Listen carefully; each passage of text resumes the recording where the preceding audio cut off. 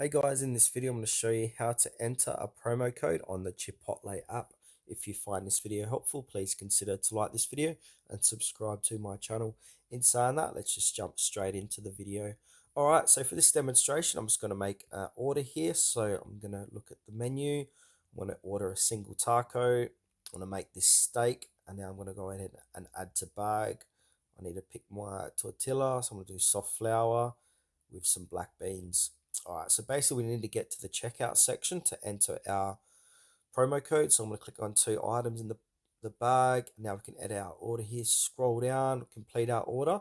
Under that, it's going to say bag total, and then from there, enter a promo code. So go ahead and enter in the promo code.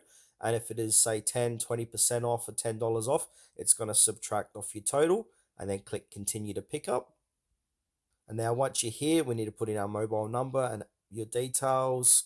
And then once you click on continue to payment, that promo code is going to be activated. And whatever that promo code amounts to, if it's say $5, $10 off or 20% off, that's going to deduct off the total amount. And then you're paying the rest via your credit card, debit card,